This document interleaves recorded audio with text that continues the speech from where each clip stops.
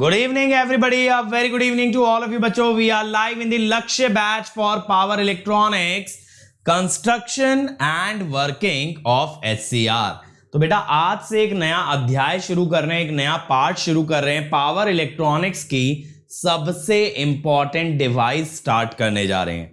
ठीक है, power electronics में सबसे इंपॉर्टेंट सबका बाप है SCR, और इसके बारे में आप अल्टीमेट डिटेल में पढ़ने वाले हो. मतलब इससे ज्यादा डिटेलिंग इसके लिए पॉसिबल नहीं है. जितना हम लोग करेंगे, एक एक पॉइंट आप लोग बहुत ही बेहतरीन तरीके से समझोगे और ट्राई करेंगे इसको कि नेक्स्ट वीक तक हम लोग वाइंड अप कर दें with SCR. So let me first start by introducing myself. My name is Ankit Goyal. I got AIR 1 twice in GATE in 2014 and 2018. I was awarded President of India Gold Medal in the year 2013 when I graduated from IIT Indore. Till date, I have trained more than 1 lakh students in the online and the offline classes. And beta, presently I am working as a director at an academy for GATE department.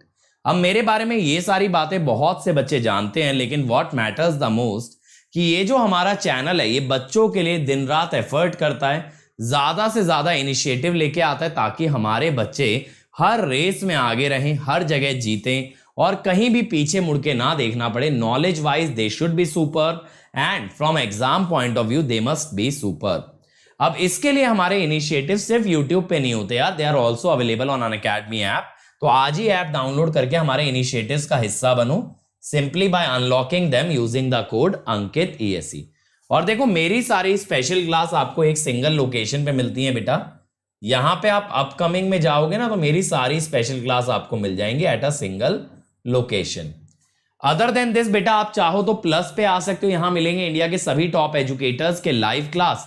एक ही subscription में सारे top educator आते हैं, आपको comprehensive भी पढ़ाते हैं, revision के नाम पे क्रैश कोर्स भी कराते हैं, आपको डेली असाइनमेंट भी देते हैं, वीकली टेस्ट भी देते हैं, टेस्ट सीरीज भी देते हैं, डाउट भी सॉल्व करते हैं, क्वेश्चन बैंक भी देते हैं.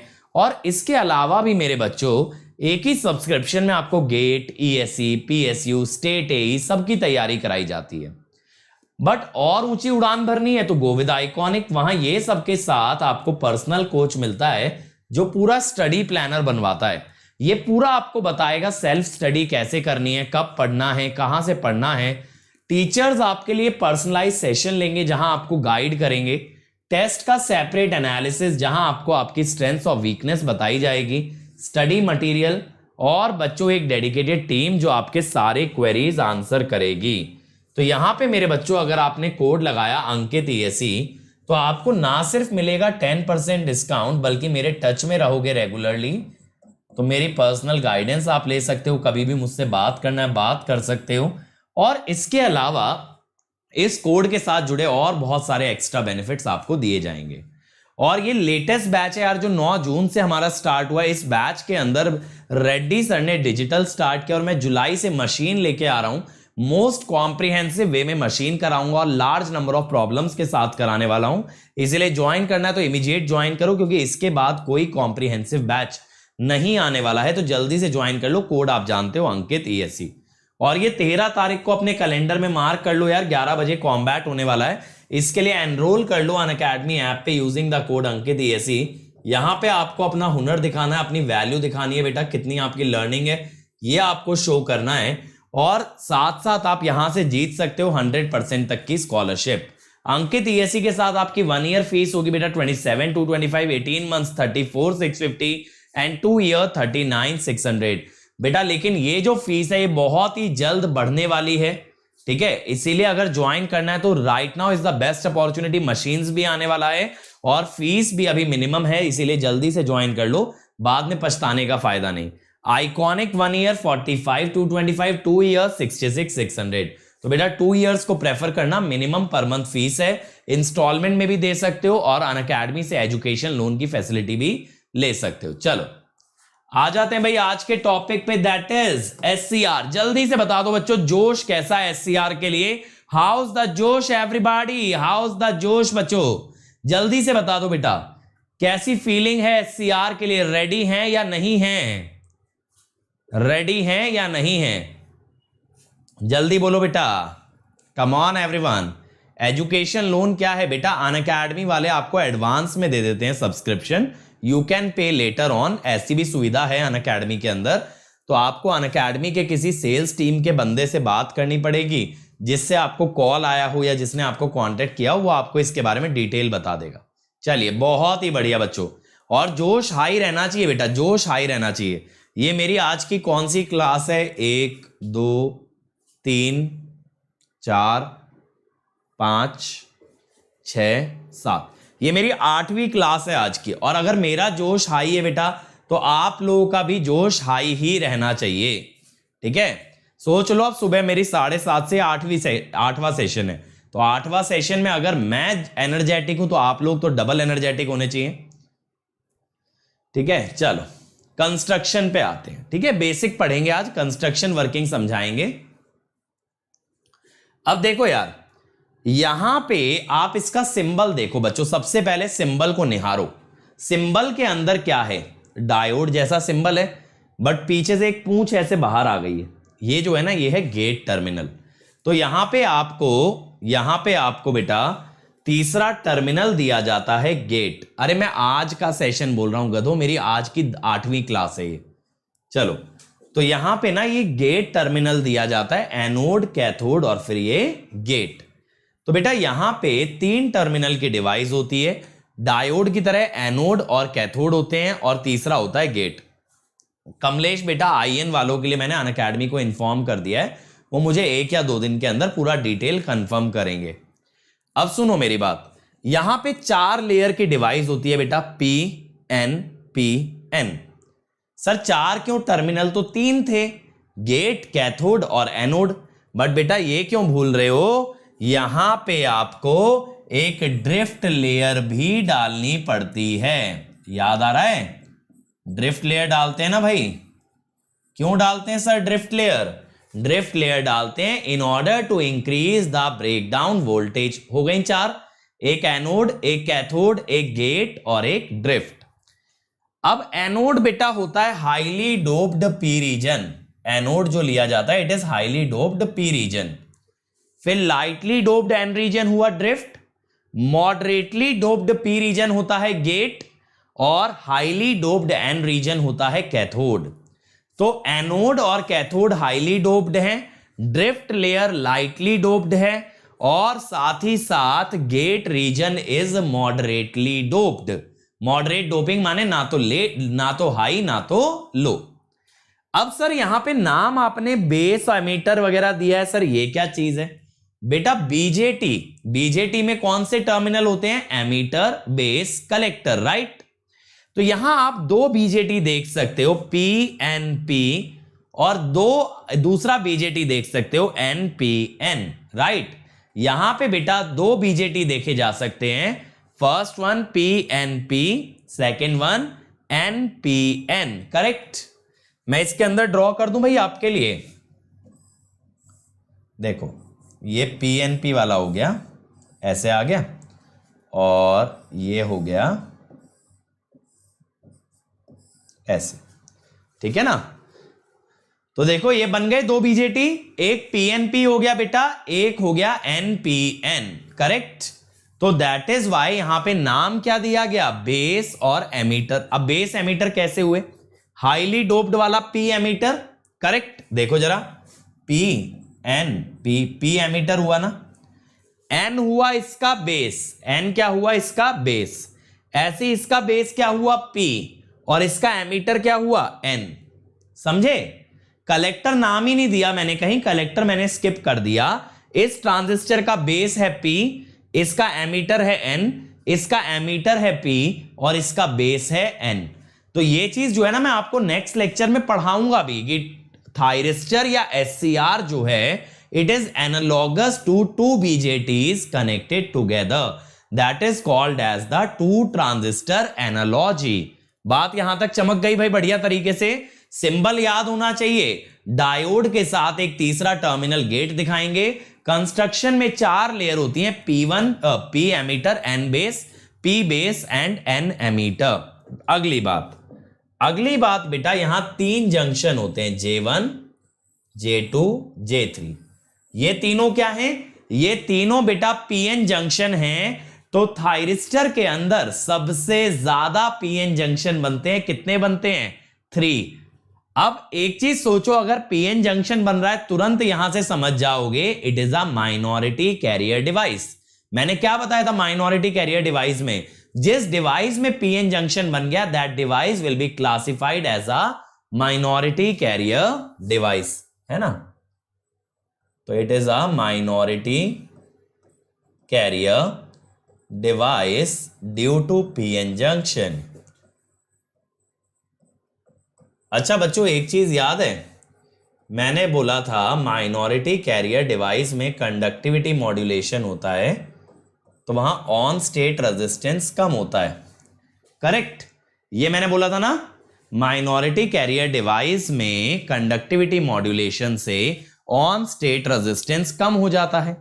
अब यहां तो बेटा 3 पीएन जंक्शन है, यहां पे सबसे ज्यादा कंडक्टिविटी मॉड्यूलेशन देखा जाता है और यहां पे सबसे कम रेजिस्टेंस देखा जाता है। ठीक है, सभी डिवाइसेस में सबसे कम ऑन स्टेट रेजिस्टेंस होता है एससीआर का। ठीक है, तो मैं यहां लिखता हूं, पहले मैं लिखता हूं कंस्ट्रक्शन में एनोड, है ना? आप चाहो तो मेरे साथ लिख भी सकते हो वरना पीडीएफ तो मैं देता ही हूं। Anode and cathode regions are highly doped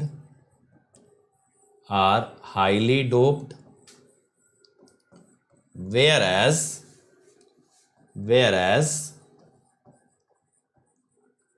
gate is moderately doped.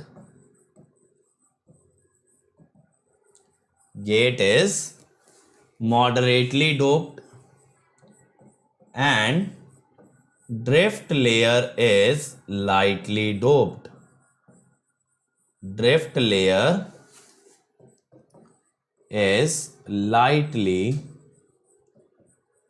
doped. ठीक है, ड्रिफ्ट लेयर लाइटली डोप्ड होती है भाई। अब अगला point, SCR can be visualized as 2 transistors या 2 BJT, शॉर्ट में लिखें तो BJT, PNP and NPN connected together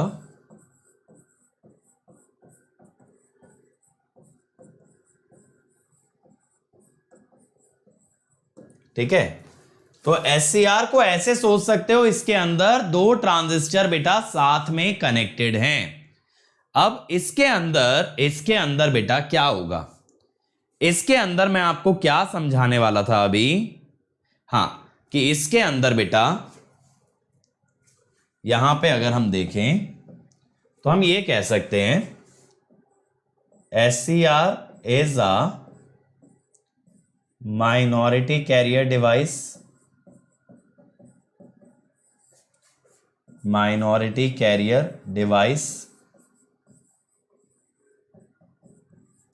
and it has 3 PN junctions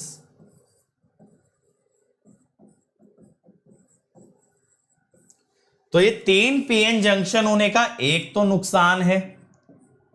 पहला नुकसान क्या है भाई? जितने ज्यादा जंक्शन उतना ज्यादा टी ऑन और टी ऑफ।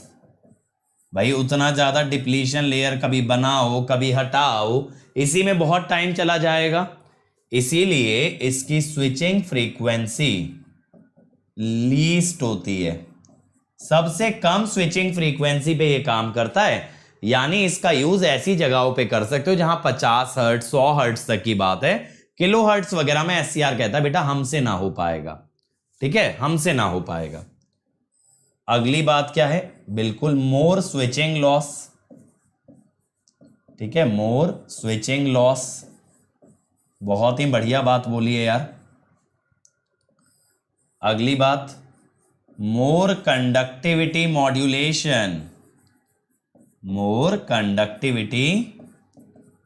मॉड्यूलेशन, जिस कारण से least R on, least R on, सही है ना।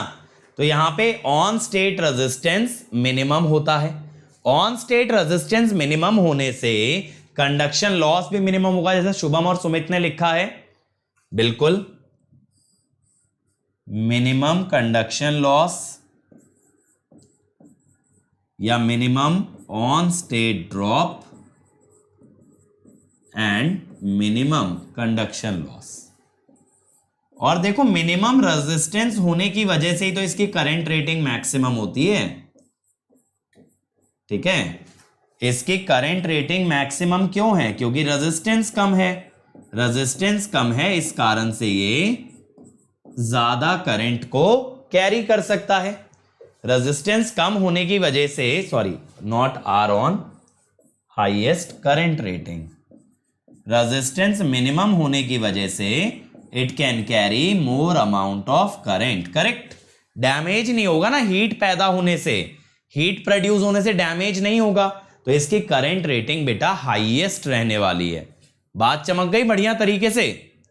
एससीआर की सारी क्वालिटी स्ट्रक्चर से नजर आ गई, सिर्फ स्ट्रक्चर बना के इतना एनालिसिस कर चुके हैं हम। क्यों कर चुके हैं? क्योंकि हमारा बेसिक सॉलिड है। अब समझ रहे हो डायोड क्यों पढ़ाया था जीरो लेवल से, क्यों ट्रांजिस्टर जीरो लेवल से दिखाया था? क्योंकि अब आप चीजें कनेक्ट कर पा रहे हो, अब आप डिप्लीशन लेयर समझ पा रहे हो, अब आप डिप्लीशन लेयर का सिग्निफिकेंस समझ पा रहे हो, डिप्लीशन लेयर की आप रिलेशन समझ पा रहे हो डोपिंग से, आप डिप्लीशन लेयर का रिलेशन समझ पा रहे हो ऑन टाइम और ऑफ टाइम से, आप डिप्लीशन लेयर का रिलेशन समझ पा रहे हो ब्रेकडाउन वोल्टेज से।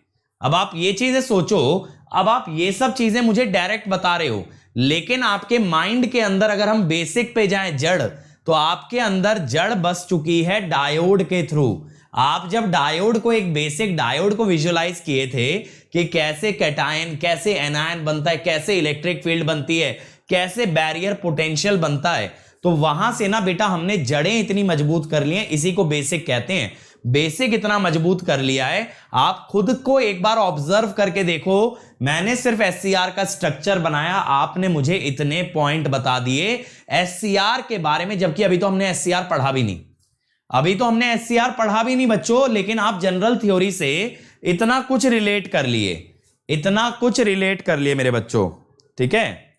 चलो आगे बढ़ें। अब देखो इसके अंदर बहुत चीजें इंपॉर्टेंट होती हैं, इंपॉर्टेंट जैसे कि जंक्शंस। तो बेटा इसके अंदर हमें यह ध्यान रखना है, एससीआर कंटेन्स 3pn। बेटा बीजेटी कैसे कनेक्टेड होंगे ये मैं बताऊंगा आपको, कैसे आपस में कनेक्टेड हैं, ना तो सीरीज है ना तो पैरेलल है, ठीक है। तो दो बीजेटी आपस में कैसे कनेक्टेड हैं वो हम अगले लेक्चर में देखेंगे, रुक जाओ अभी। देखो SCR contains 3pn junction, J1 किसके बीच में है? Anode and drift. J2 drift and gate. J3 gate and cathode, ठीक है। ये तीन जंक्शन हो गए, और ये तीन जंक्शन बहुत ज्यादा इंपॉर्टेंट है, क्योंकि बेटा ये तीनों जंक्शन का स्टेट क्या है ये डिफाइन करता है एससीआर किस रीजन के अंदर ऑपरेट करने वाला है, ऑपरेट किस रीजन में करेगा वो डिफाइन करता है।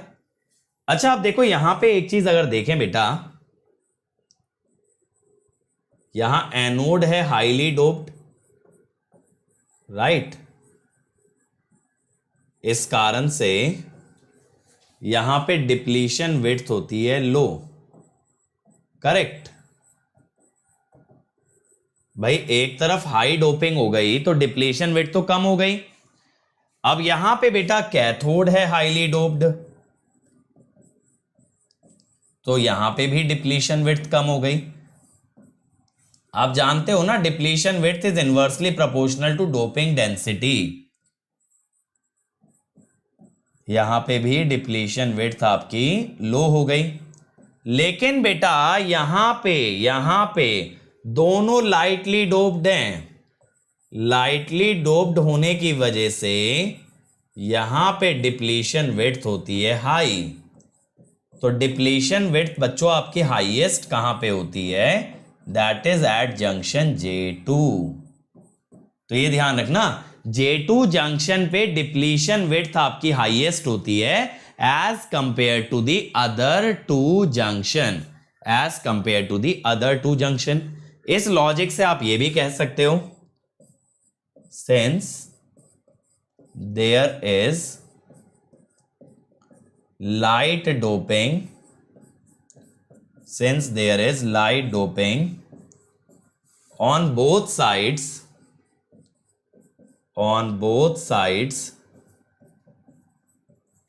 of J2, on both sides of J2, so breakdown voltage is highest for junction J2। ठीक है, इज हाईएस्ट। अब देखो आपको यार कितना मतलब चीजों के बारे में ज्ञान है, ये सारी बातें आप समझ पा रहे हो। ठीक है, तो कंस्ट्रक्शन वाइज बेटा, कंस्ट्रक्शन वाइज हम लोग सारी चीजें समझ चुके हैं। कंस्ट्रक्शन वाइज सारी चीजें हम समझ चुके हैं। अब बात आती है वर्किंग की। वर्किंग अच्छे से समझनी है। तो देखो वर्किंग पे जाएं इससे पहले एक ओवरऑल आइडिया ले लेते हैं एससीआर की कैरेक्टरिस्टिक का, कैसा इसका ग्राफ दिखता है। तो देखो ये है current through SCR, current through SCR. ये एससीआर का करंट कहां से कहां जा रहा है भाई? एनोड से cathode, just like diode, diode की तरह एनोड से कैथोड। ठीक, अब इसके अंदर बेटा ये जो वोल्टेज है, this is the anode cathode voltage, मतलब एनोड से कैथोड के बीच की वोल्टेज। अब बच्चों ध्यान देना यार जरा ग्राफ पे, ये वाला जो रीजन है, देखो मैं आपको यहां पे दिखाता हूं रीजन।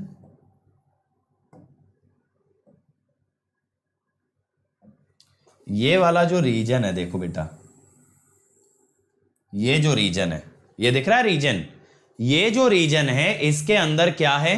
इसके अंदर बेटा आप वोल्टेज बढ़ाते जा रहे हो, लेकिन आप करंट देखो, करंट फ्लैट है, करंट आपका फ्लैट चल रहा है। यानी कि एक तरह से जैसे रिवर्स बायसिंग वाले में होता है ना, वोल्टेज बढ़ाते जाओ लेकिन करंट ऑलमोस्ट ना के बराबर होता है, वैसा ही फॉरवर्ड में भी हो रहा है, वोल्टेज बढ़ाते जा रहे हैं लेकिन करंट ना के बराबर है। इसका मतलब यह हुआ even after applying a voltage SCR is not able to conduct a high current. ये जो छोटा सा करंट जा रहा है आप इसको लीकेज बोल सकते हो, और आपने फॉरवर्ड बायस किया है। फॉरवर्ड बायस कैसे पता सर? बेटा एनोड कैथोड के बीच डायोड की तरह सोचो, अगर पॉजिटिव वोल्टेज लगी तो फॉरवर्ड, नेगेटिव लगी तो रिवर्स। ठीक है, तो यहां पे ध्यान दो, आप फॉरवर्ड वोल्टेज लगा रहे हो लेकिन करंट ना के बराबर है, तो इस करंट को बोलोगे लीकेज करंट। लेकिन बच्चों एक वोल्टेज पे जाने के बाद, एक वोल्टेज पे जाने के बाद यहां पे देखो आप उल्टा चले आए, आप उल्टा चले आए, एक समय के बाद कैरेक्टरिस्टिक मुड़ गई। कैरेक्टरिस्टिक मुड़ने का मतलब क्या है? डिवाइस के अक्रॉस वोल्टेज कम हो गई। तो क्या होता है, एक समय तक तो ये रोक पाएगा। देखो हर डिवाइस की एक काबिलियत होती है, जितनी वोल्टेज को वो झेल जाता है बिना ऑन हुए, ऐसे ही एससीआर की मैक्सिमम कैपेसिटी है, इतनी वोल्टेज को वो झेल जा रहा है बिना ऑन हुए। लेकिन जैसे ही आप उसकी लिमिट पे पहुंचे तुरंत ये ऑन हो गया, और ऑन होते के साथ इसका वोल्टेज बहुत ही कम हो गया, और फिर ये आ गया फॉरवर्ड कंडक्शन स्टेट के अंदर। ये वाला जो स्टेट है this is forward conduction state, समझ गए? ये ब्लू वाला, ये ब्लू वाला जो स्टेट है this is the forward conduction state. जैसे ही एससीआर चालू हुआ इसका वोल्टेज ड्रॉप बहुत कम हो गया and it enters the forward conduction state. तो क्या हुआ, आपने फॉरवर्ड वोल्टेज लगाया, एससीआर ने बोला कुछ भी उखाड़ लो, मैं नहीं चलने वाला, जो करना है कर लो, ठीक है। जैसे हमारे सैलमॉन भाई बोलते हैं ना, रोक सकता है तो रोक के दिखा, तो वैसा ही बोला इसने, एससीआर ने करवा सकता है करवा के दिखा फ्लो, कोई दिक्कत नहीं है। अब भाई आप वोल्टेज बढ़ाते गए बढ़ाते गए बढ़ाते गए, एक समय पे आके तो सैलमॉन भाई भी ब्रेक होते हैं, तो हमारा एससीआर भी ब्रेक हुआ, इसीलिए बोला ब्रेक ओवर वोल्टेज। वो कह रहा भाई अब और ना झेल पाऊंगा, और ये आ गया वापस शराफत से करंट कंडक्ट कराने लग गया, ठीक है, शराफत में आ गया। पहले बड़ा गुंडा ही झाड़ रहे थे भाई कि नहीं कराएंगे फ्लो, चाहे जो कर लो, एक समय पे आके मान गया बात कि चलो भैया फ्लो करा देते हैं। अब सेम चीज बेटा रिवर्स में है, रिवर्स में भी देखो यही है, ये रोकता गया रोकता गया रोकता गया रोकता गया, लेकिन एक समय पे आके इसने कंडक्ट करना स्टार्ट कर दिया। तो बेटा यहां पे एससीआर में यही फायदा होता है, फॉरवर्ड और रिवर्स दोनों ब्लॉकिंग मिलते हैं। ये चाहे तो फॉरवर्ड वोल्टेज को भी रोक ले, और ये चाहे तो रिवर्स वोल्टेज को भी रोक ले, ये फॉरवर्ड और रिवर्स दोनों को रोक सकता है up to a certain value. Shubham बेटा ब्रेकडाउन होने से डिवाइस डैमेज नहीं होती, ब्रेकडाउन में इतना ज्यादा करंट अगर फ्लो कर जाए कि that it exceeds the heat limit of the device, तब डिवाइस डैमेज होती। सिर्फ ब्रेकडाउन होने से कभी डिवाइस डैमेज नहीं होती, but if the current in the device is very very high which can dissipate a large amount of heat, then the device gets damaged. तो sir breakdown में तो करंट हाई होता है, यही हमने पढ़ा है ना बेटा, गलत पढ़ा है।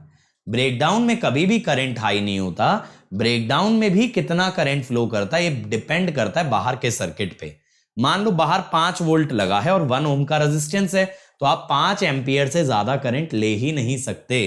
तो always the current flowing when the device conducts either during breakdown और during conduction state will always depend on the external circuit, will always depend on the external circuit। Reverse voltage practically कैसे apply होगा? अभिषेक आप एक AC source लगा दो, positive cycle में SCR को forward bias करेगा तो नेगेटिव साइकिल में रिवर्स बायस करेगा, सिंपल, ठीक है, समझ में आ गया ना ये चीज, ठीक है। चलो अब बेटा यहां पे देखो क्या होता है, जब हम गेट ट्रिगर करते हैं तो ये ब्रेकडाउन कम वोल्टेज पे आ जाता है।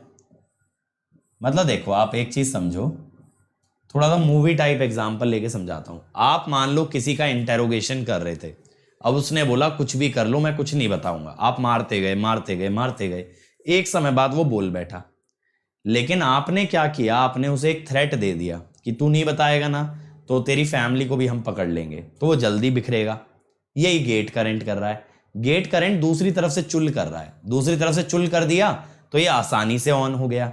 लेकिन अगर आप जोर लगा रहे थे, जोर लगाने में आपको ज्यादा जोर लगाना पड़ रहा था, तब जाकर के ये ऑन हो रहा था। आपने लगाया जुगाड़, आपने जुगाड़ लगाया तो ये तुरंत ब्रेक हो गया, तुरंत ऑन हो गया। तो गेट करंट का काम क्या होता है? ऑन करने को आसान करना, ठीक है, ऑन करने का काम आसान करता है gate, that is why it is called as gate triggered. Gate triggering करोगे ना तो कम वोल्टेज पे ऑन हो जाएगा, ठीक है। मैं बोल देता हूं, ये सारी बातें अभी हम समझेंगे डिटेल में, don't worry about it. When gate triggering is applied, when gate triggering is applied, SCR turns on at lower voltage।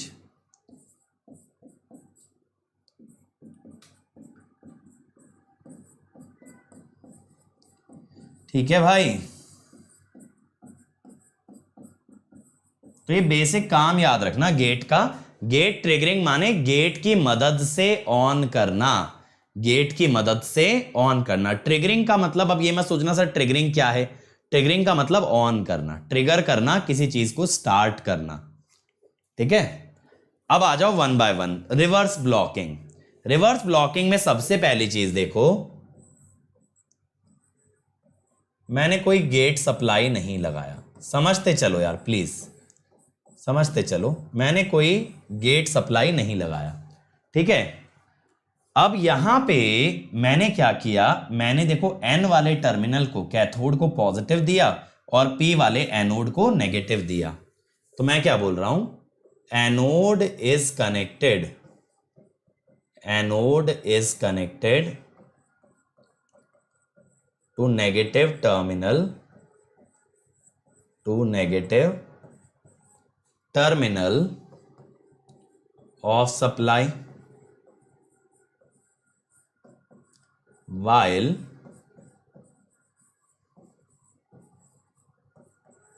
cathode is connected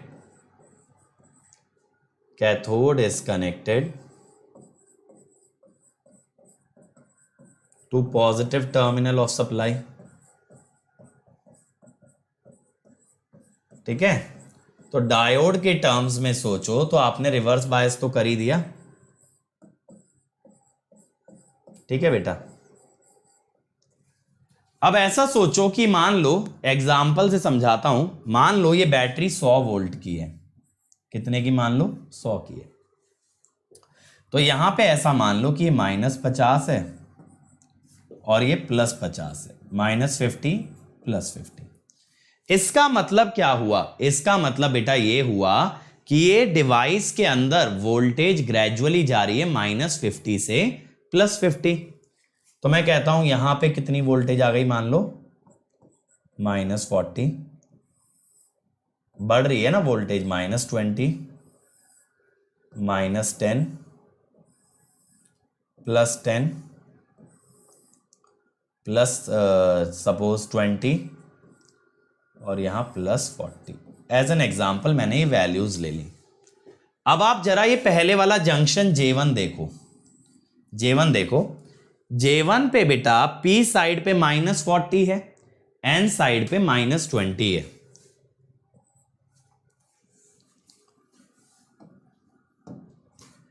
देखो मैं एक काम करता हूं,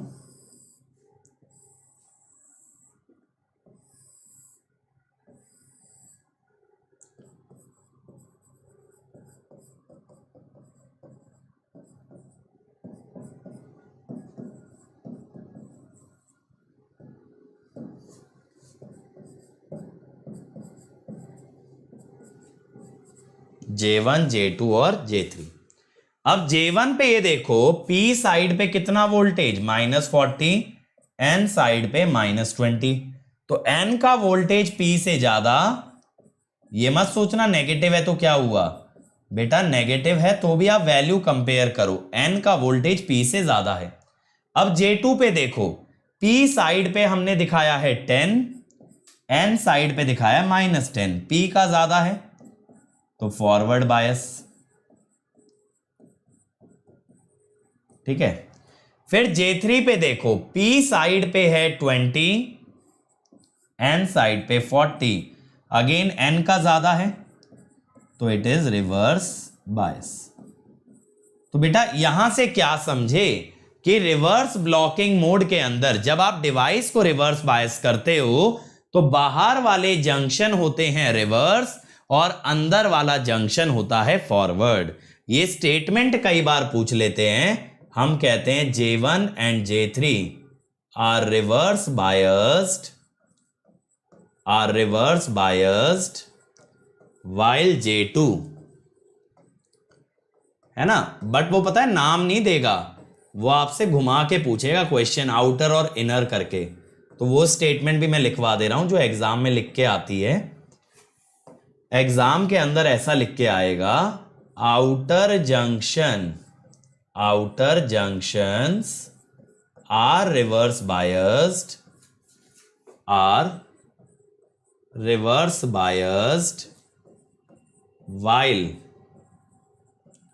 while inner junction is forward biased।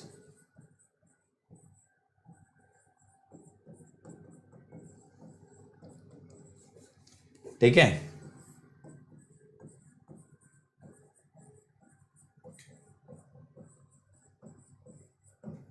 ठीक है ना। चलो इतनी बात क्लियर हो गई।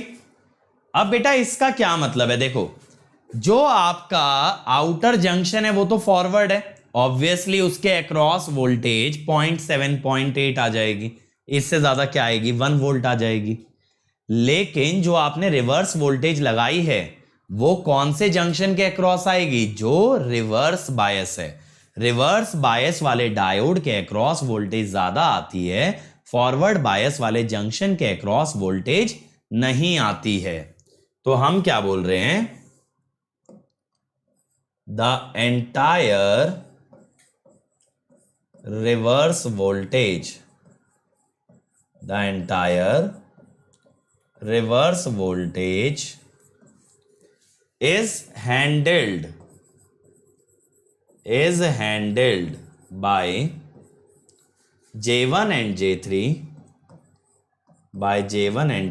while J2 does not handle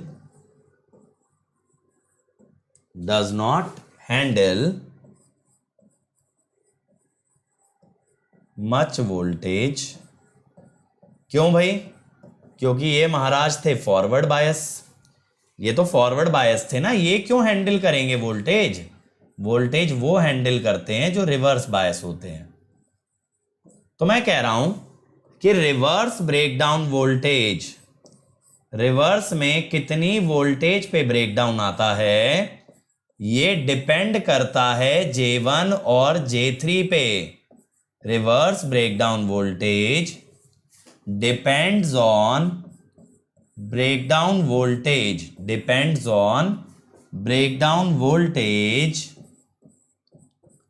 of J1 and J3। ठीक है, तो रिवर्स ब्रेकडाउन वोल्टेज इन दोनों जंक्शन पे डिपेंडेंट है। बेटा गेट सप्लाई तो अभी दी नहीं है आकाश, गेट सप्लाई तो अब तक मैंने दी नहीं है, तो गेट सप्लाई रिवर्स करने का तो कोई सिग्निफिकेंस हुआ ही नहीं। ठीक है, तो बेटा अगर पोलैरिटी रिवर्स करोगे तो क्या होगा, आउटर जंक्शन फिर हो जाएंगे फॉरवर्ड और इनर हो जाएगा रिवर्स। अभी उसी पे चलूंगा। पोलैरिटी रिवर्स करने पे J1 J2 और J3 का स्टेट पलट जाएगा। जो पहले रिवर्स था वो अब फॉरवर्ड, और जो पहले फॉरवर्ड था वो अब रिवर्स। रिवर्स ब्लॉकिंग मोड समझ में आया? रिवर्स ब्लॉकिंग मोड समझ में आया भाई बढ़िया तरीके से। ठीक है, मैं आप लोगों के लिए डिवाइस बना के भी दिखा देता हूं। देखो गेट टर्मिनल पे आपने ना कुछ नहीं कर रखा, ये ध्यान रखना। आपने बच्चों गेट टर्मिनल पे कुछ भी नहीं किया है।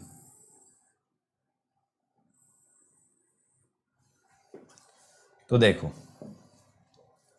ये P+ रीजन था ना, यहां पे डिप्लीशन लेयर बनेगी बेटा, क्योंकि ये रिवर्स बायस है ना। ठीक है, अब आपको ये पता है ना डिप्लीशन लेयर यहां पे भी बनेगी, N+ था। डिप्लीशन लेयर बेटा कभी भी मेजॉरिटी चार्जेस को फ्लो नहीं करने देती। करेक्ट, तो ये J1 हो गया, ये J3 हो गया और ये हो गया J2। ठीक है, J2 पे कोई डिप्लीशन लेयर नहीं है। क्यों नहीं है डिप्लीशन लेयर? क्योंकि ये वाला जंक्शन फॉरवर्ड है, there is no depletion layer. सही है भाई। तो अब मैं यहां पे क्या कह सकता हूं, डिप्लीशन लेयर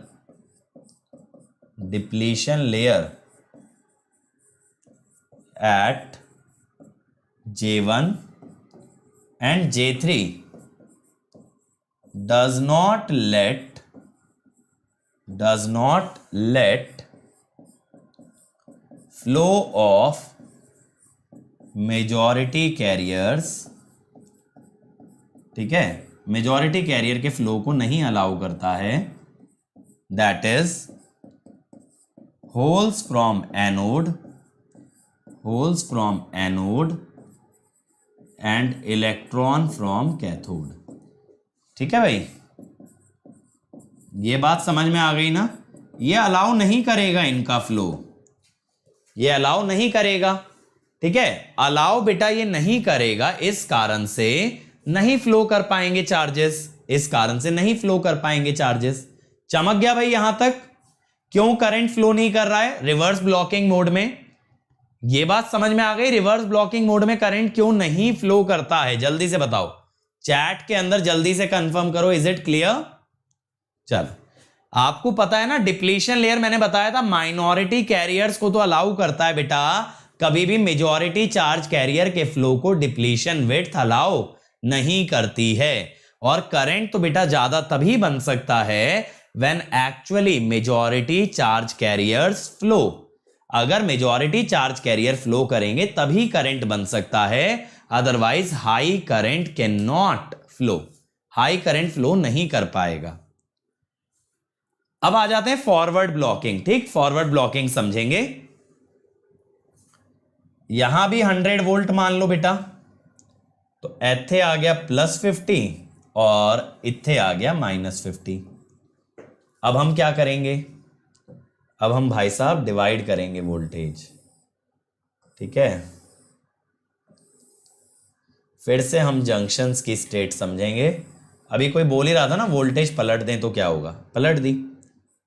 पहले मान लो +40 +20 +10 -10 -20 -40। ठीक है, तो हम यहां पे क्या कहेंगे, पहली बात तो anode is connected, anode is connected to positive terminal of battery, to positive terminal of battery and cathode to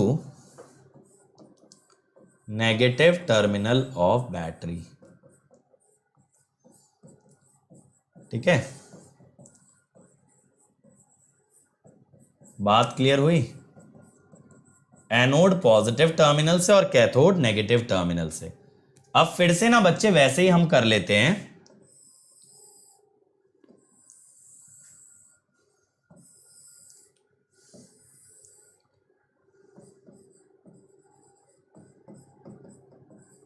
junction P N और बायस। ठीक है, आप लोग मुझे बताना क्या होगा। मेरे पास बेटा यहां 3 जंक्शन है, J1 J2 J3। P पे कितना वोल्टेज है J1 के भाई 40, N पे 20, फॉरवर्ड हो गया। P का वोल्टेज N से ज्यादा है। J2 पे देखो N पे है 10 और P पे है -10, रिवर्स हो गया क्योंकि N का वोल्टेज P से ज्यादा है। J3 पे देखो P पे है -20 और N पे है -40, तो ये क्या हो गया, ये हो गया फॉरवर्ड। तो बेटा इस बार कौन बीच में रास्ते का रोड़ा बन रहा है, कौन रास्ता रोक रहा है हमारा, J2 रोक रहा है। इस बार J2 रोक रहा है, J1 और J3 हो गए हैं फॉरवर्ड। तो जैसा आपने बोला कि सर यहां पे अगर हम पोलैरिटी बदल दें बैटरी की तो जंक्शन की स्टेट भी रिवर्स हो जाती है। ठीक है, तो अब हम क्या कहेंगे, J1 J3 forward and J2 reverse. ठीक है, या फिर आप और क्या कह सकते हो, और किस वे में कह सकते हो, और आउटर जंक्शन आर फॉरवर्ड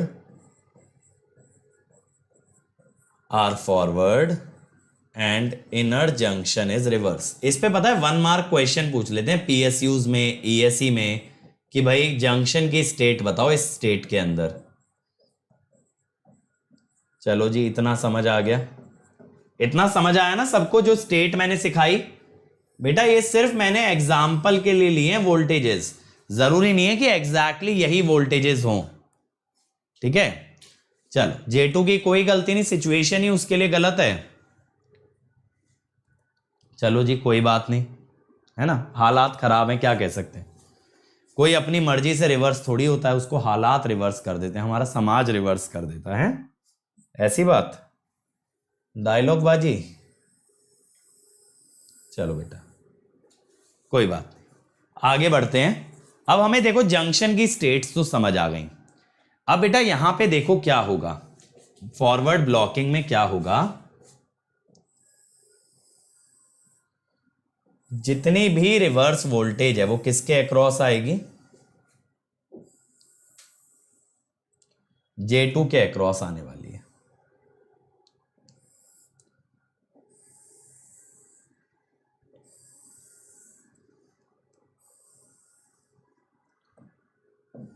तो देखो ये P plus N minus P N plus, तो ये वाला जंक्शन है ना J2, ये J1 और ये J3। तो बेटा यहां पे आपकी डिप्लीशन लेयर बनेगी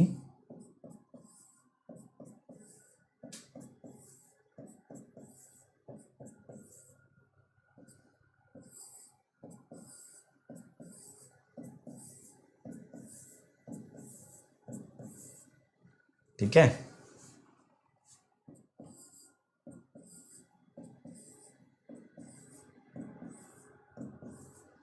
इस टाइप से बन जाएगी। अरे एक सेकेंड, यहां P की तरफ ज्यादा नहीं होंगे, N की तरफ ज्यादा होगी, है ना, N की तरफ ज्यादा होगी। ऐसे बेटा ये डिप्लीशन लेयर बन जाती है, ठीक है, ऐसे आपकी डिप्लीशन लेयर बन जाती है। अब लेकिन मेरे बच्चों देखो यहां पे क्या होता है, समझना, the entire forward voltage, the entire forward voltage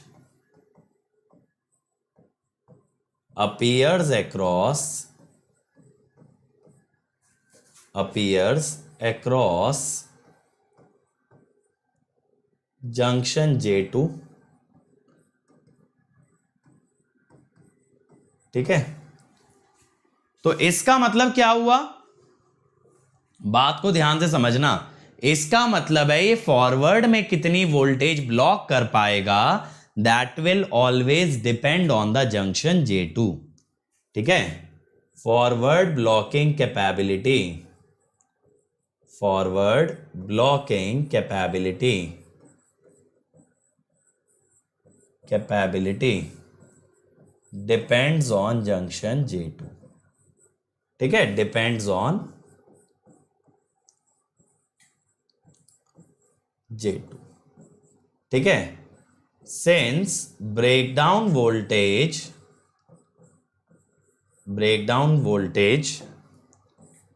अभी मैंने आपको बताया था ना, ब्रेकडाउन वोल्टेज J2 की ज्यादा होती है, breakdown voltage of J2 is higher due to light doping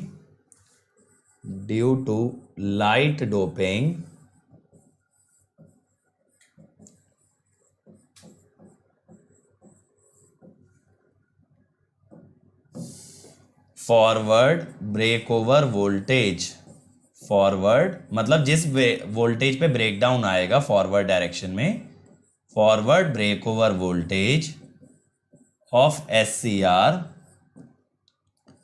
is generally more than reverse breakdown voltage, ठीक है।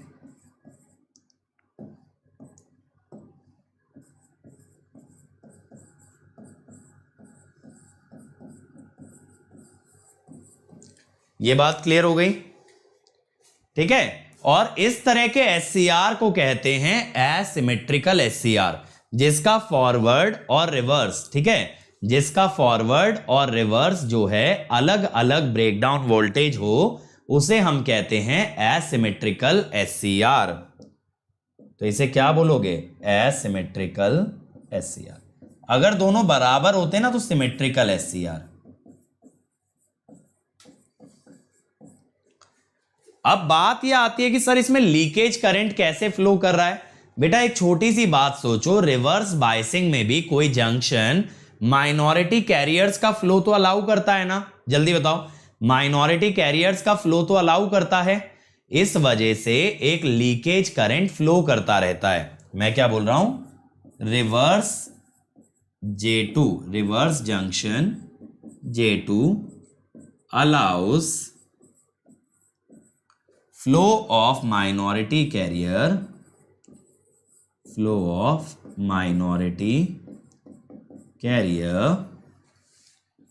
hence small leakage current exists, exist.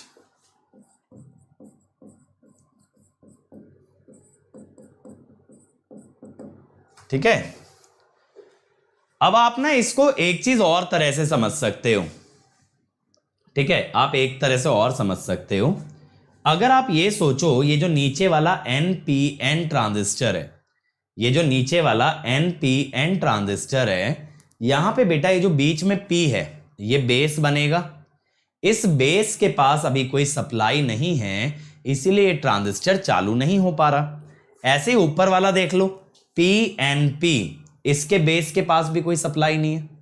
सोच के देखो, इसके बेस के पास भी बेटा कोई सप्लाई नहीं है। समझ में आया क्या हुआ? देखो PNP, देखो इसका बेस हुआ N, इधर से NPN देखो इसका बेस हुआ P। ना तो इस P ना ही इस N किसी के पास कोई सप्लाई नहीं है, तो दोनों में से कोई भी ट्रांजिस्टर नहीं काम कर पाएगा। आपने बैटरी यहीं तो लगा रखी है ना, आप समझो बात को बेटा, आपने बैटरी यहीं तो लगा रखी है। ये गेट टर्मिनल तो आपने ओपन कर रखा है। तो जब आपने गेट टर्मिनल ओपन कर रखा है, यानी आपने एक ट्रांजिस्टर का बेस ओपन कर रखा है, और बिना बेस करंट के ट्रांजिस्टर काम नहीं करेगा। गेट ट्रिगरिंग में समझाऊंगा अभिषेक, अभी रुक जाओ। गेट ट्रिगरिंग कैसे होती है पूरा प्रोसेस समझेंगे, ठीक है ना। अब आते हैं forward conduction.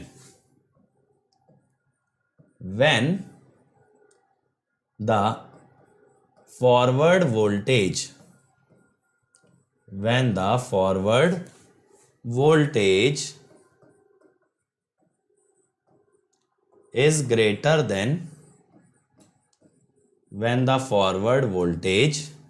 is greater than forward breakover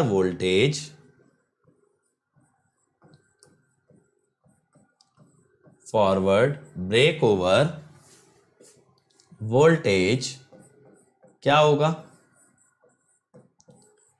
junction J2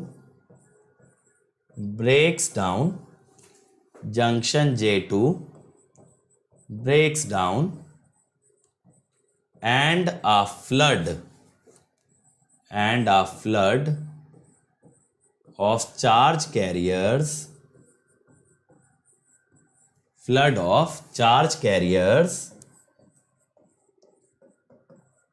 flow. ठीक है, चार्ज कैरियर्स बहुत ज्यादा मात्रा में फ्लो करने लगते हैं। ठीक है, अब इतनी बात हमें समझ में आई। बेटा N- जो है ना, अभी N- ड्रिफ्ट लेयर है। ड्रिफ्ट लेयर को गेट थोड़ी बनाओगे, ड्रिफ्ट लेयर वहां डाली बस इसलिए है ताकि वो आपकी ब्रेकडाउन वोल्टेज को इंक्रीज कर पाए। अब बेटा देखो, अगर आप लोगों ने पूरा बीजेटी पढ़ रखा होता ना एनालॉग का, तो मैं इसको रिलेट भी कर सकता था ICBO और ICEO से। क्या होता है, जब ट्रांजिस्टर का बेस ओपन होता है ना, तो उसमें से एक लीकेज करंट फ्लो करता रहता है, जिसे हम कहते हैं ICEO, यानी collector to emitter current with base open. तो एक्चुअली जो थायरिस्टर में लीकेज करंट दिखाया ना फॉरवर्ड बायसिंग में, वो कुछ भी नहीं है, वो ICEO है। ठीक है, ICEO है। In forward blocking, holes will move from anode to drift where they become minority carrier. Electrics बिल्कुल सही बात है, लेकिन इसको बीजेटी की तरह समझो। बेटा बीजेटी की नजर से अगर विजुलाइज करोगे, आपकी बात जायज है। आपने ये बोला कि सर देखो, इलेक्ट्रिक्स का ये कहना है कि सर यहां तो डिफ्यूजन आ जाएगा। देखो बहुत अच्छा पॉइंट रेज किया कि सर यहां डिफ्यूजन आ जाएगा, तो यहां से तो होल्स आ जाते N में वो बन जाते माइनॉरिटी, फिर क्रॉस कर जाते P में। लेकिन मेरे बच्चे एक प्रॉब्लम होगी कि करंट का ना एक क्लोज पाथ नहीं बनेगा। क्लोज पाथ क्यों नहीं बनेगा? क्योंकि यहां जो N में रिकॉम्बिनेशन हुआ, वो इलेक्ट्रॉन्स एक्स्ट्रा कौन सप्लाई करेगा? देखो बीजेटी आपने पूरा नहीं पढ़ा है अभी, मैंने बीजेटी उतना घुस के नहीं पढ़ाया है जितना पढ़ा सकते थे एनालॉग के अंदर। क्या होता है बेटा, जितना रिकॉम्बिनेशन होता है ना बेस में, उतना चार्जेस बेस टर्मिनल से करंट की फॉर्म में एंटर भी करता है। आप बात को समझना, जब आप ये कहते हो एमीटर से बेस में चार्जेस घुसे, वहां रिकॉम्बिनेशन हुआ, बचे हुए चार्जेस कलेक्टर गए। अब ये जो रिकॉम्बिनेशन हुए ना, मान लो 100 में से 10 इलेक्ट्रॉन रिकंबाइन किए, ये 10 इलेक्ट्रॉन रीसप्लाई करती है बैटरी, किसमें? बेस में। यानी बेस के जितने चार्जेस की खपत होगी उतने चार्जेस बैटरी से आते जाएंगे, वरना ये प्रोसेस कंटिन्यूअस नहीं हो पाएगा। सोच के देखो ना, पहली बार में तो 10 इलेक्ट्रॉन कंबाइन कर गए, अगली दफा कैसे चलेगा? नहीं चल पाएगा। यानी जो 10 खपत हुई है वो इलेक्ट्रॉन वापस से बैटरी को सप्लाई करना पड़ेगा। यहां वो चीज मिसिंग है यार, यहां वो मिसिंग है एन और पी पे, यहां बैटरी सप्लाई नहीं कर पाएगी। समझ गए? इलेक्ट्रिक्स क्लियर हुई बात? हां, तो अब क्या होता है देखो, when such charge carriers, when such charge carriers flow through device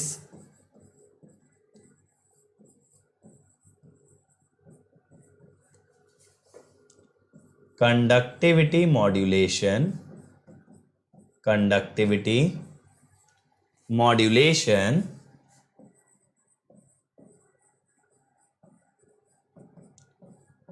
takes place, conductivity modulation takes place in drift layer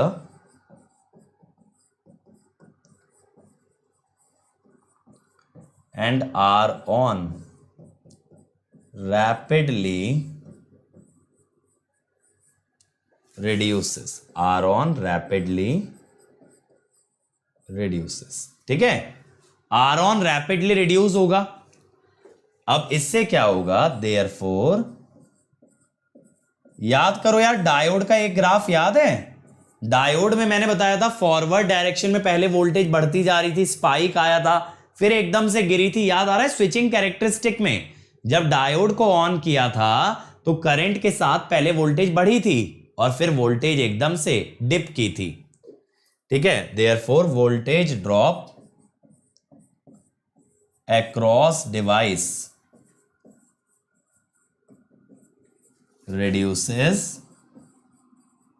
and we see a negative resistance characteristic। अब सर ये क्या नया चक्कर डाल दिया नेगेटिव रेजिस्टेंस? बताता हूं यार, ये नेगेटिव रेजिस्टेंस चीज क्या है, ये मैंने क्या नया झोल किया है ये भी समझाता हूं। पहले मुझे बताओ, ये रिलेट कर पा रहे हो डायोड वाले से? डायोड में भी यही हुआ था, जब डायोड ने कंडक्शन स्टार्ट किया था तो करंट के साथ साथ उसकी फॉरवर्ड वोल्टेज बढ़ती गई थी, और जैसे ही कंडक्टिविटी मॉड्यूलेशन हुआ था वोल्टेज डिप किया था डिप। अब बेटा वापस आ जाओ जरा थोड़ा पीछे, जरा ये देखो, वोल्टेज करंट के साथ बढ़ती गई और फिर डिप ले गई, फिर ये वोल्टेज डिप कर गई। वहां आपने वोल्टेज वाई एक्सिस पे बनाई थी तो वर्टिकल डिप था, यहां वोल्टेज बेटा एक्स एक्सिस पे है तो हॉरिजॉन्टल शिफ्ट है। समझ रहे हो? वहां ऊपर जाके नीचे गिरी थी क्योंकि वर्टिकल वाई एक्सिस पे थी वोल्टेज, यहां एक्स एक्सिस पे है तो आगे जाके पीछे लौटी है। अब अगर बेटा यहां पे आप स्लोप देखोगे, यहां पे अगर आप स्लोप ऑफ कैरेक्टरिस्टिक देखोगे तो इट इज नेगेटिव, तो इसे कहते हैं नेगेटिव रेजिस्टेंस रीजन,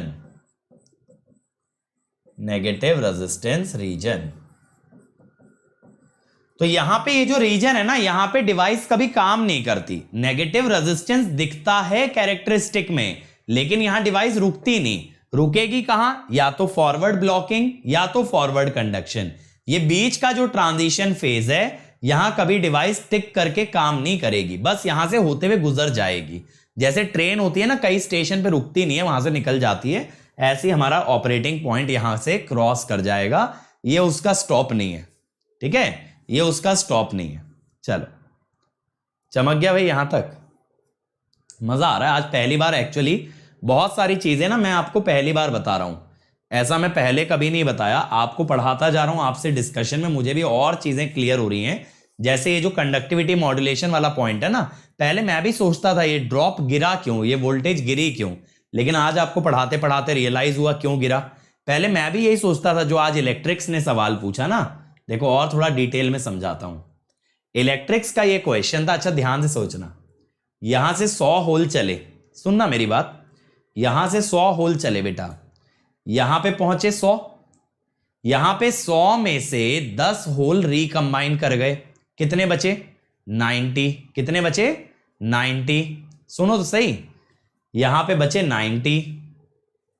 बेटा यहां जब 90 होल बचे आपके पास, तो 90 होल में से ये इलेक्ट्रिक फील्ड कैसे थी, इलेक्ट्रिक फील्ड देखना ऐसे है ना, तो ये इलेक्ट्रिक फील्ड उन 90 होल्स को अलाउ करेगी नीचे जाने के लिए।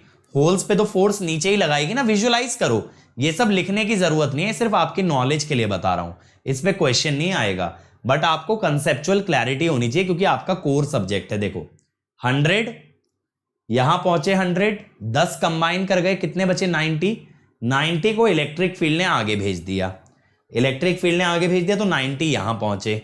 अब ये जंक्शन तो फॉरवर्ड है तो 90 आगे चले गए। अब लेकिन बेटा वॉयलेट नहीं हो गया रूल, यहां से 100, यहां से 90, जबकि केसीएल क्या कहता है, जितना करंट एंटर करेगा उतना करंट लीव करना चाहिए। समझ में आ रही है बात? तो ये जो 10 का घपला आया, ये 10 कहां से सप्लाई होने चाहिए थे, गेट से, लेकिन आपने गेट क्या रखा, ओपन।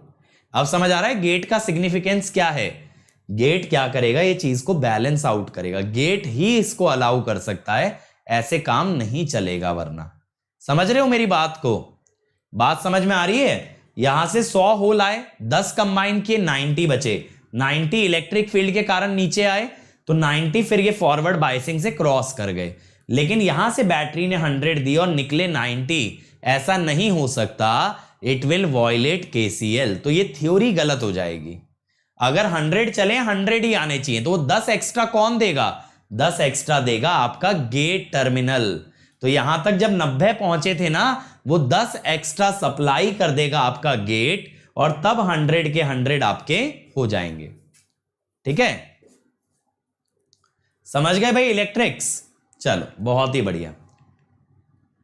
अब आ जाते हैं भाई सिग्निफिकेंस ऑफ गेट करंट पे। अब समझो, देखो गेट और कैथोड के बीच में बेटा हम इसमें एक फॉरवर्ड बायसिंग लगा देते हैं, समझना बात को। इस वोल्टेज को लिखते हैं VGK, गेट कैथोड, और इधर बेटा एनोड और कैथोड के बीच में भी हमने फॉरवर्ड बायसिंग लगा रखी है, ऐसे ले लो, ठीक है, ये लगा रखी है हमने। अब यहां पे बेटा क्या होता है, यहां पे समझना क्या होता है, जब बच्चों मैं इस गेट कैथोड जंक्शन को फॉरवर्ड बायस करूंगा तो हम क्या बोलते हैं, व्हेन वोल्टेज इज अप्लाइड,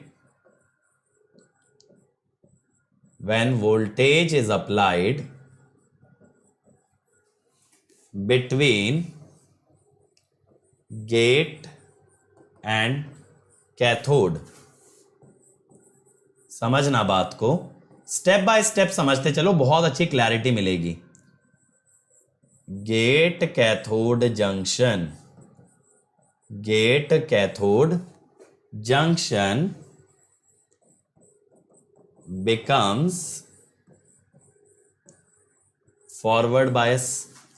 सही बात है, फॉरवर्ड बायस है तो बेटा मेजॉरिटी कैरियर्स को अलाउ करेगा, ठीक है,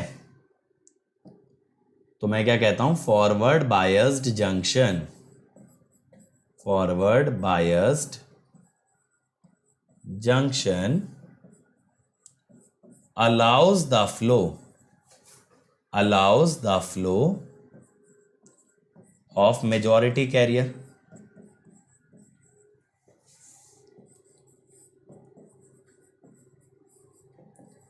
समझते चलना,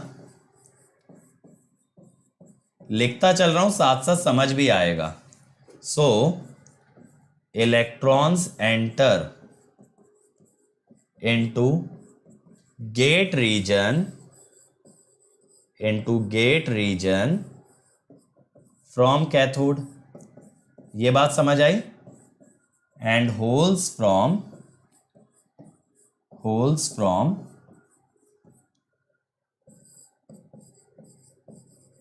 गेट टू कैथोड।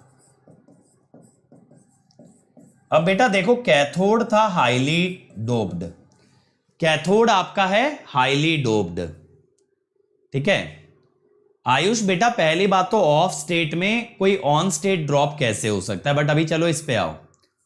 देखो ये था हाईली डोप्ड, तो ये जो इलेक्ट्रॉन है these are larger in number, समझ रहे हो, these are larger in number, क्योंकि भाई हाईली डोप्ड है, ज्यादा इलेक्ट्रॉन है उसके पास। तो मान लो यहां से 50 इलेक्ट्रॉन गए।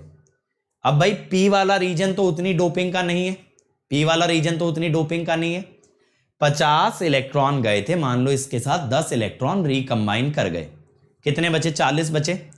50 इलेक्ट्रॉन गए कहां से, N प्लस रीजन से P रीजन के अंदर। तो N प्लस से P रीजन के अंदर जब आपके 50 इलेक्ट्रॉन गए तो क्या हुआ, 50 इलेक्ट्रॉन ये जो आपके जा रहे हैं ये 10 होल्स के साथ रिकंबाइन कर गए, बचे 40। अब इलेक्ट्रिक फील्ड थी नीचे की तरफ, इलेक्ट्रिक फील्ड बेटा अगर नीचे की तरफ है तो ये होल सॉरी इलेक्ट्रॉन पे फोर्स लगाएगी ऊपर की तरफ, सही बात है ना। इलेक्ट्रॉन पे फोर्स तो उल्टा लगाएगी ना इलेक्ट्रिक फील्ड। तो अगर 40 इलेक्ट्रॉन बचे वो क्रॉस कर जाएंगे एन रीजन में, क्रॉस कर गए एन रीजन में। अब ये जंक्शन तो वैसे भी फॉरवर्ड बायस था, ये जंक्शन कैसा था, फॉरवर्ड बायस था। तो जब यहां इलेक्ट्रॉन पहुंचे तो उन इलेक्ट्रॉन्स को कंपेंसेट करने के लिए ऊपर से कौन आने लगे, होल्स। ऊपर से कौन आने लगेगा, होल। भाई अगर इलेक्ट्रॉन यहां से यहां पहुंच गए तो इन इलेक्ट्रॉन्स को कंपेंसेट करने के लिए बैटरी क्या सप्लाई करेगी, होल्स, ठीक है। अब ये होल्स आए, अब बेटा जब ये होल्स आए, समझ रहे हो, तो क्या होगा, ये होल्स नीचे आएंगे क्रॉस करके, ये होल्स नीचे आए तो इन्होंने किसका काम किया वापस से, गेट करंट का। इन्होंने किसका काम कर दिया वापस से आपके लिए, गेट करंट का। तो अगर आपने गेट करंट 1 एम्पियर लगाया था तो ऊपर से आने वाले होल्स उसमें ऐड होके उसे और बढ़ा देते हैं, तो और ज्यादा फॉरवर्ड बायसिंग आ गई, और इलेक्ट्रॉन एंटर करेंगे। इस टाइप से चार्जेस का फ्लो बढ़ता जाएगा। जैसे मान लो एक पत्थर हिल के टॉप पे रखा है, उसे आपने एक धक्का दे दिया, नीचे जाते जाते जाते जाते वो स्पीड गेन करता जाएगा। ऐसे ही आपने बस एक इनिशियल जर्क दे दिया है डिवाइस को, अब ये डिवाइस खुद को अपने आप ऑन कर लेगी। जैसे आपको अगर हम मोटिवेट कर दें तो आप अपनी तैयारी खुद कर सकते हो, सेम वे में आपने एससीआर को मोटिवेट कर दिया है गेट करंट की मदद से। मैं लिखवाता हूं और क्लैरिटी आपको मिलेगी। तो मैं क्या बोलता हूं, ठीक है, इलेक्ट्रॉन एंटरिंग, ठीक है, थोड़ी सी और क्लैरिटी मिलेगी, रुक जाओ अगर नहीं समझ आया, स्टेप बाय स्टेप चलते हैं। Gate reason recombine with holes, ठीक है, but gate is moderately doped, gate is moderately doped, so most of electron are swept by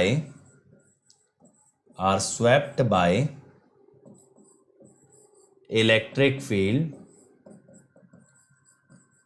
into drift layer, ठीक है। to compensate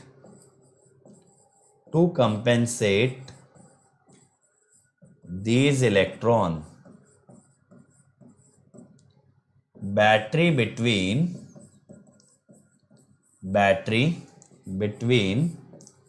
anode and cathode supplies holes to anode region,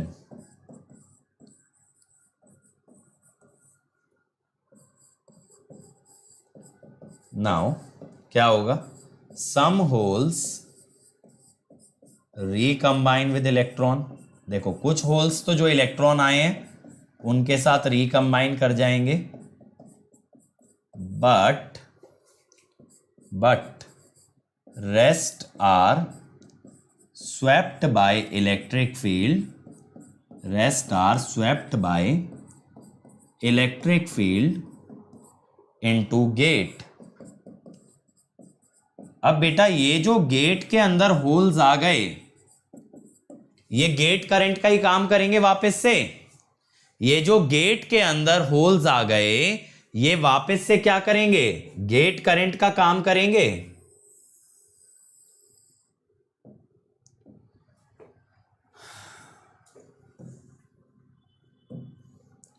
तो हम क्या कहेंगे? The holes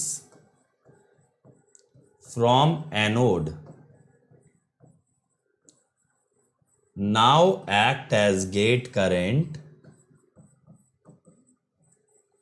and a regenerative process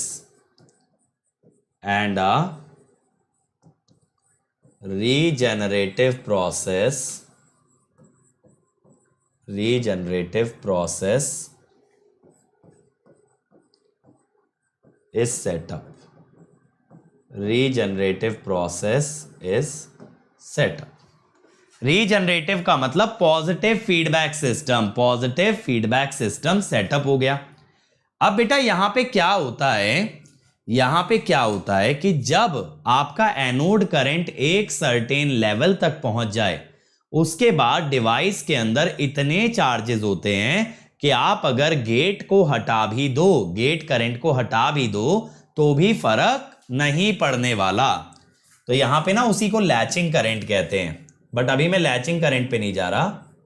once anode current rises above a certain value, then this regenerative process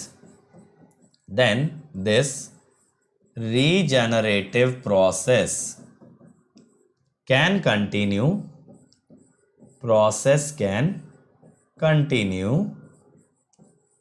even without, क्योंकि gate का charge बहुत कम ही होता है, वो बस ट्रिगर के काम आ रहा है। even without gate current, and so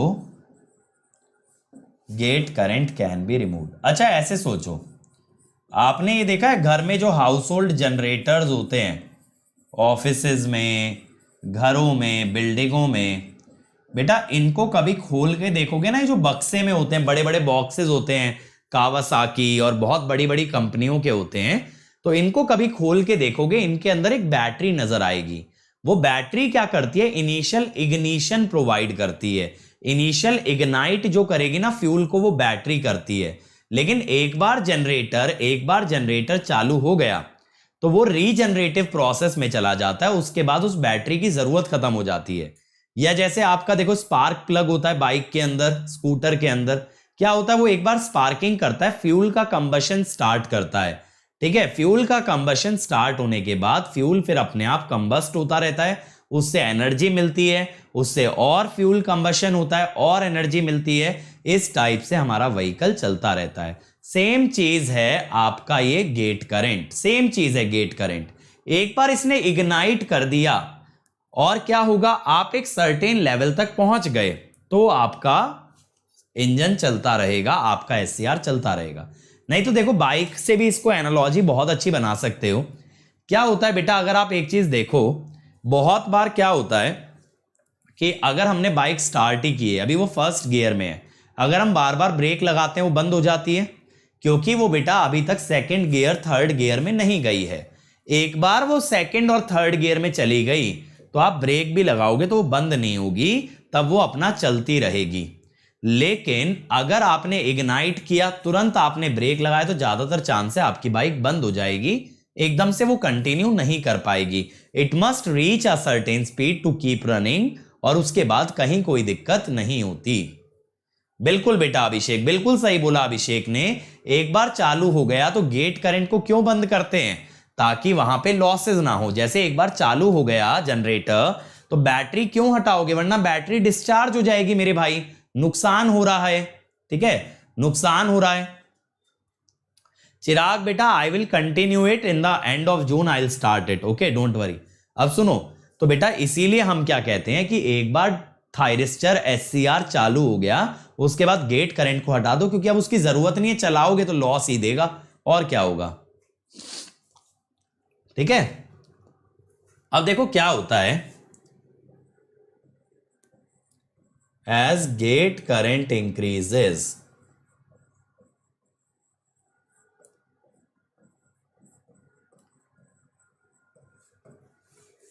more charges,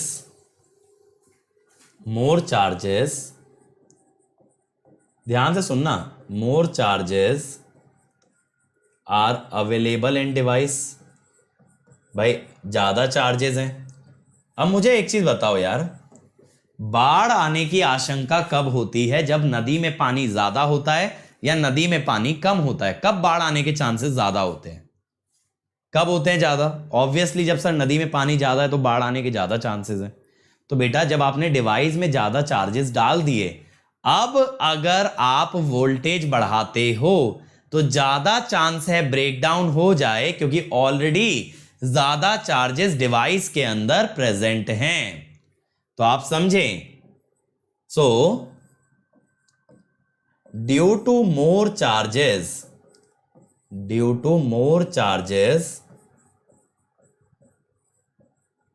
present in device,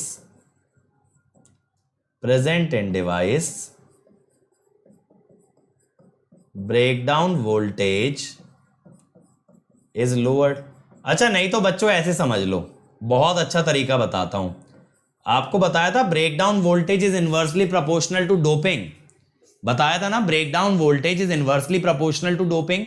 अब भले ही डोपिंग नहीं है, लेकिन आपने गेट करंट से चार्जेस तो बढ़ा दिए, डोपिंग ज्यादा नहीं है लेकिन इवेंचुअली आपने चार्जेस ज्यादा दे दिए by means of gate current, तो ब्रेकडाउन वोल्टेज तो कम ही हो जाएगी।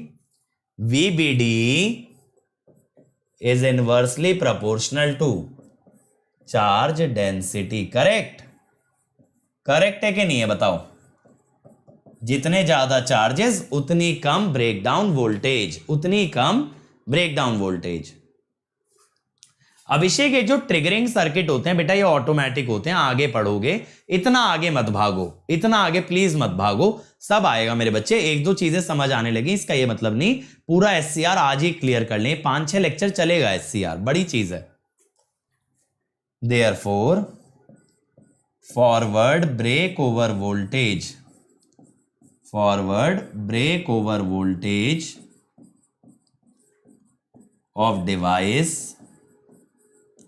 Of device reduces as gate current increases। सही है भाई, सही है ना? गेट करंट बढ़ाने पे फॉरवर्ड वोल्टेज कम होता जाता है, देखो ये दिखाया भी है। ये क्या है? ये है ब्रेक ओवर वोल्टेज। तो बेटा जैसे जैसे गेट करंट बढ़ाओगे उतनी कम वोल्टेज पे ट्रिगरिंग कर पाओगे, समझ आया बढ़िया तरीके से? बताओ भाई, इतना डिटेल में बेटा ये तो गारंटी दे रहा हूं किसी किताब के अंदर भी नहीं लिखा होगा। मैंने भी क्योंकि काफी किताबें पढ़ी हैं, बट बहुत सी चीजें ना मुझे ऑनेस्टली इस क्लास के अंदर क्लियर हुई हैं जब मैं आप लोगों को बता रहा हूं। तो देखो क्या होता है, ऐसे कम वोल्टेज पे ब्रेकडाउन आने लगता है जैसे जैसे गेट करंट बढ़ता है।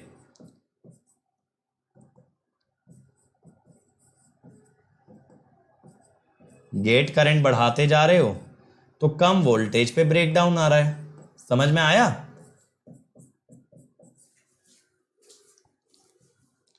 अब देखो जो आपने बेसिक सॉलिड किए वो कितना दूर तक जा रहे हैं, मतलब SCR की वर्किंग कहीं पे भी बेटा इतना डिटेल में हो ही नहीं सकती, एज सिंपल एज दैट।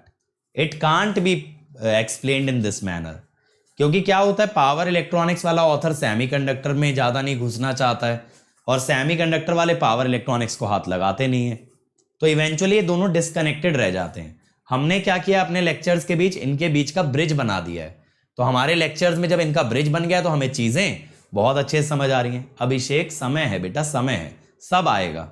ठीक है, चल अब क्वेश्चन बताओ जल्दी से। A thyristor with standard termination of anode, cathode, gate and different junction J1, J2, J3 when thyristor is turned on and conducting, क्या होगा? जल्दी बताओ। Thyristor is turned on and conducting, क्या होगी जंक्शन की स्टेट? बेटा रिवर्स करेंगे, gate supply भी करेंगे रिवर्स, चिंता ना करो, आएगा आएगा मेरे बच्चे, सब आएगा। यहां पे आता है बेटा डी। अब यहां पे आपको कंफ्यूजन बनेगी, सर ऐसा कैसे, है ना, ऐसा कैसे आ रहा है ना माइंड के अंदर यही डाउट। देखो भाई,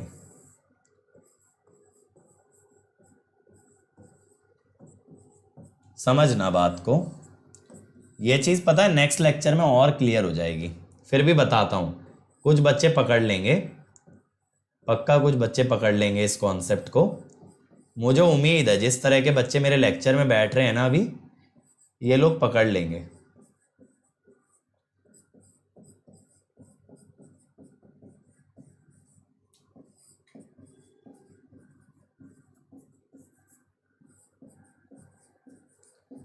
देखो फॉरवर्ड ब्लॉकिंग में बाहर वाले जंक्शन फॉरवर्ड होते हैं, बीच वाला होता है रिवर्स। रिवर्स ब्लॉकिंग में बाहर वाले रिवर्स, बीच वाला फॉरवर्ड। अब सर हमें ये बताओ कि फॉरवर्ड कंडक्शन में तीनों फॉरवर्ड कैसे हुए? अच्छा बेटा एक चीज बताना, मैंने आपको बीजेटी के बताए थे, बीजेटी के बताए थे मैंने आपको रीजन, बीजेटी के रीजन बताए थे। तो बीजेटी के अंदर एक्टिव रीजन में क्या था? एक्टिव रीजन में emitter base forward, collector base reverse. Cut off में क्या थे? दोनों रिवर्स। और सैचुरेशन में क्या था? Emitter base and collector base forward. Actually thyristor on तब माना जाता है जब उसके अंदर के दोनों बीजेटी सैचुरेशन में चले जाएं। अगर दोनों बीजेटी अंदर के सैचुरेशन यानी ऑन स्टेट में चले गए तो उसके जंक्शन कैसे होंगे? फॉरवर्ड। उसके जंक्शन कैसे होंगे? फॉरवर्ड। समझे? SCR is considered to be on, is considered, मजा आया? समझ में आया? when both BJT inside, when both BJT inside are in saturation region, are in saturation region such that all three junctions are forward। क्योंकि ऐसा है ना, दो दो जंक्शन बीजेटी में आ जाते हैं तो सारे जंक्शन हो गए ना फॉरवर्ड। समझ में आया? तो बेटा इसीलिए तो मैंने बोला बीजेटी को डायोड से ना कंपेयर करें, सॉरी एससीआर को डायोड से कंपेयर ना करें। बेटा कंप्लीट है क्वेश्चन। अब सुनो मेरी बात, एक चीज के पीछे मत पड़ा करो। नीरज तुम कभी कभी बेटा बहुत स्पैमिंग करते हो और मैं बता रहा हूं मैं इस चैनल से ब्लॉक कर दूंगा। तो बेटा बात को ध्यान देना, यहां पे क्या है, यहां पे बेटा क्या है मेन चीज कि जब आपका एससीआर, ठीक है, यहां का जब एससीआर आपका ऑन होगा तो उसके अंदर के दोनों बीजेटी ऑन होंगे। और बीजेटी ऑन कब होते हैं? इन सैचुरेशन रीजन। ठीक है, इन सैचुरेशन रीजन। तो सैचुरेशन रीजन में आप ऑन मानोगे, जिसका मतलब तीनों जंक्शन इवेंचुअली फॉरवर्ड होने चाहिए। अगर आप इसे डायोड से कंपेयर करोगे ना तो नहीं समझ पाओगे। आपको कंपेयर किससे करना है? बीजेटी से। चलो अगला, a thyristor requires, consider the following statement, correct statement बतानी है। A thyristor requires turn off circuit while transistor does not. The voltage drop of thyristor is less than that of a transistor. Thyristor requires continuous gate current. A transistor draws continuous base current. बताओ।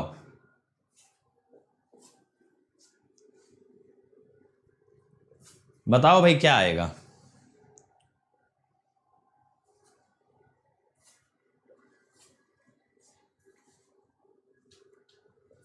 कौन सी statements इनमें से सही हैं? पहली सही है क्या? बिल्कुल ट्रू है, क्योंकि यहां पे लॉजिक ये होता है transistor turns of if base current is removed. Transistor का अगर बेस करंट रिमूव कर दो तो ये बंद हो जाता है, if base current is removed. ठीक है, लेकिन थायरिस्टर क्या है, अभी हमने बड़ा सैल्मोन भाई है, आ गए तो जाएंगे नहीं, तो इसलिए वो ऑफ नहीं हो पाता। Voltage drop of thyristor is less than transistor, true. मैंने बताया था ना, it has least on state resistance. Thyristor requires continuous gate current, गलत। It requires continuous base current, सही है। तो 1 2 4 आएगा। तो मेरे हिसाब से इसका बेटा सी और डी दोनों होगा, सी और डी दोनों होगा, क्योंकि थायरिस्टर का वोल्टेज ड्रॉप लोएस्ट होता है। हाँ, 3 पीएन जंक्शन थे ना, इसीलिए उसके अंदर कंडक्टिविटी मॉड्यूलेशन सबसे ज्यादा था और उसका रेजिस्टेंस सबसे कम था, इसीलिए तो उसकी करंट रेटिंग हाईएस्ट होती है। हाँ, तो 1 2 4 हो जाएगा ना, सी एंड डी। चलो अगला, when cathode of a thyristor is made more positive than anode, क्या 1 and 2 भी? हाँ चल, बस थर्ड गलत है। थर्ड ऐसा तो नहीं सही था, नहीं, रिक्वायर्स बोला ना, डज नॉट रिक्वायर नहीं बोला। चलो, when cathode of a thyristor is made more positive than anode, क्या होगा जल्दी बोलो। कैथोड मोर पॉजिटिव है एनोड से, क्या होगा बताइए, बताइए। Cathode more positive than anode,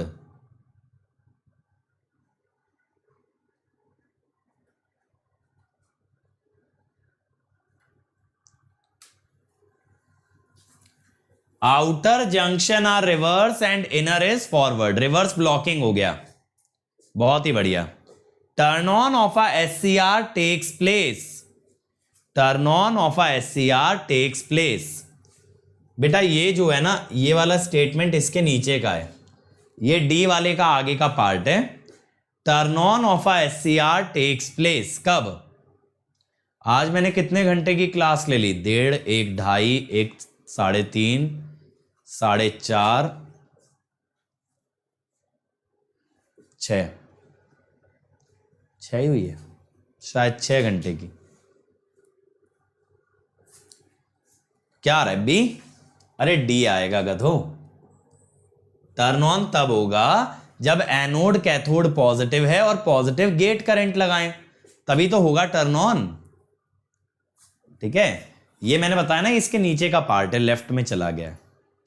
last question, main advantage of IGBT over SCR in power electronics. Main advantage of IGBT over SCR in power electronics, बताओ भाई।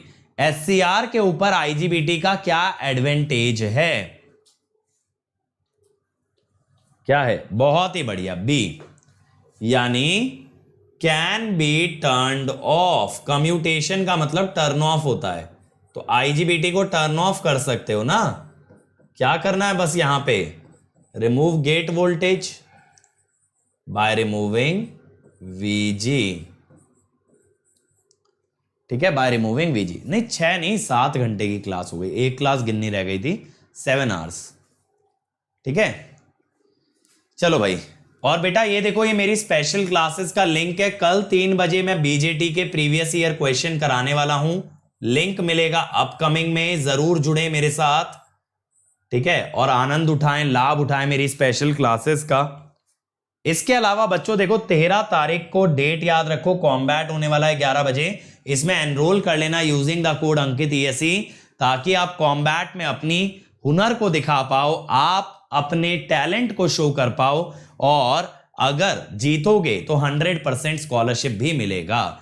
मोहित बेटा इस बार मशीन और पावर सिस्टम नहीं, इस साल अब इसके बाद देखो 9 जून को बेटा स्टार्ट डेट है हमारे नए बैच की, 9 जून से स्टार्ट हुआ है, ये आखिरी कॉम्प्रिहेंसिव बैच है, तो जल्दी से जल्दी इमीडिएटली ज्वाइन कर लो। इसमें मैं जुलाई में मशीन स्टार्ट करने वाला हूं, तो अगर मुझसे मशीन लाइव पढ़ना है वो भी डेली होमवर्क के साथ और डेली क्वेश्चन करते हुए, तो बेटा इमीडिएटली अनअकैडमी ज्वाइन करें। इससे बेटर आपका मशीन का एक्सपीरियंस कभी नहीं होगा। बिल्कुल, कल मशीन का क्वेश्चन कराऊंगा 3:30 बजे और 5 बजे। अंकित ESE कोड से ज्वाइन करना बेटा, 1 year fees 27,225, 18 months 34,650 and 2 years 39,600। 2 years के लिए जाना ताकि पर मंथ फीस मिनिमम रहे और आप इसको इंस्टॉलमेंट में भी दे सकते हो। अंकित ESE से आइकॉनिक 1 ईयर 45,225, 2 ईयर 66,600। बेटा 2 इयर्स के लिए जाओ। कब तक खत्म होगा सब्जेक्ट बेटा, इसको मैंने लॉन्च इवेंट में पूरा समझाया था, किस टॉपिक में कितने लेक्चर लगेंगे, आप एक बार जाके देखो, इसके लॉन्च इवेंट में सब समझाया था। ठीक है, ये मेरा अनअकैडमी प्रोफाइल है, आप लोग मुझे फॉलो कर सकते हो, मैसेज कर सकते हो, और ये है मेरा Telegram channel to stay connected to me. ठीक है, so thank you everyone, please do like share subscribe and comment below the video, आपको लेक्चर कैसा लगा। कल फिर मिलेंगे सेम टाइम, और आज रात को वर्चुअल कैलकुलेटर का एक और वीडियो आएगा, उसे ज्यादा से ज्यादा शेयर करना, फैलाना यार। मैं आपके लिए हर हफ्ते कुछ नया लेके आता हूं, लेकिन उसको प्लीज सपोर्ट करें सभी लोग। ठीक है, thank you everybody, let's crack it.